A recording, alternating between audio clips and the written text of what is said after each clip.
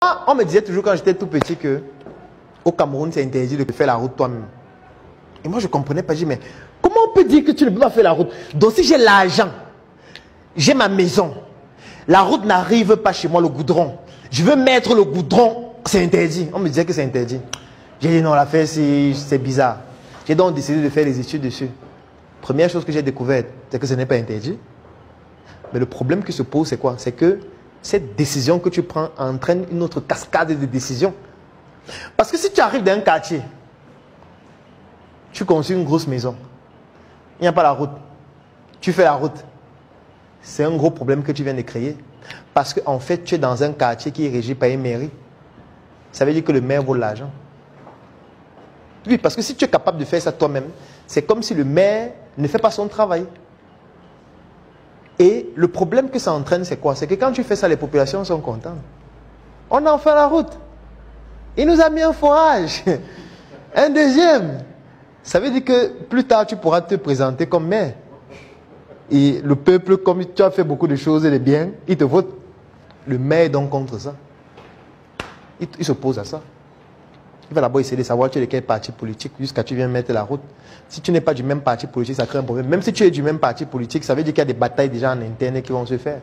Lui, il va préférer que tu viennes le voir en solo, tu lui donnes l'argent et il fait comme si c'était lui qui a fait. Tu vois, tu viens juste le jour de l'inauguration, vous coupez le bandeau, vous versez le champagne, on croit que c'est le maire alors que c'est toi. Parce que si tu fais en tant que toi-même, on dit mais attends, tu veux monter quoi? C'est pour ça que tu vois, les gens font des cadeaux en anonyme. Les gens font des trucs en anonyme. Parce que quand tu te déclares, c'est pour ça que vous voyez, on a beaucoup de problèmes en ligne. On a beaucoup de problèmes en ligne, pourquoi? Parce qu'on a nos vrais noms. Premier problème. Quand tu as ton vrai nom, tu fais une vidéo, tu dis, vous là, vous ne comprenez rien, je vais vous expliquer, asseyez-vous. C'est un problème grave que tu es en train de créer. Trop grave. Et c'est pour ça que tu auras toujours les problèmes. Il faut que tu sois préparé à ça. Il ne faut pas que tu sois surpris que les gens tirent sur toi, non. Parce qu'en fait, c'est un problème que tu crées. Tu es en train de vouloir montrer aux gens que tu es leur enseignant. Parce que eux qui sont plus compétents que toi, peut-être ils n'ont pas pu le faire. Ce n'est pas qu'ils n'ont pas de compétences, mais c'est que parfois ils ont peur de la tontine. Ils ont peur des insultes. Du moins, il y a beaucoup de choses qui leur empêchent de le faire. Parfois, ils sont à un poste de responsabilité où on ne leur permet pas de s'exposer. Parfois, ils veulent s'exposer, mais ils n'ont pas les moyens.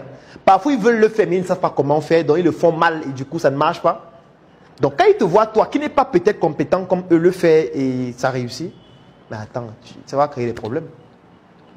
Ils vont te combattre. Si tu veux réussir en 2025, tu dois comprendre une chose essentielle. Ce n'est pas celui qui a le meilleur produit qui vend le plus. Ce n'est pas celui qui travaille le plus dur qui gagne le plus. C'est celui qui sait comment vendre, comment convaincre et comment créer de la valeur.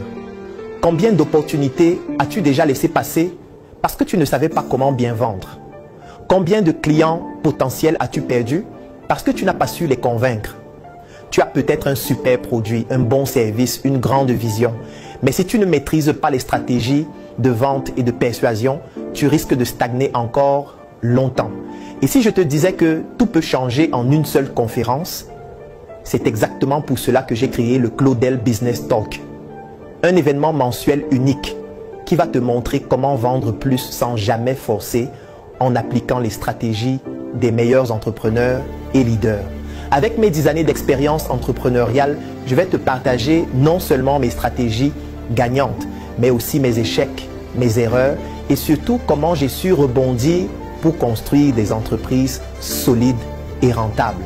Mais attention, ce n'est pas juste une conférence classique, c'est une expérience unique, un défilé de mode SM Fashion Week avec les pièces exclusives de la marque sur mesure, une dégustation privée de Joka pour vivre une expérience authentique et originale, un brunch VIP dans une villa privée pour échanger en petit comité avec des leaders d'influence et entrepreneurs à succès.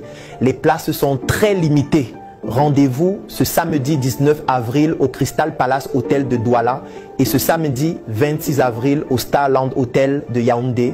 Inscris-toi maintenant via le lien en commentaire et dans la description de la vidéo. C'est peut-être l'événement qui va transformer ton business cette année. Claudel Business Talk, là où les stratégies créent les résultats.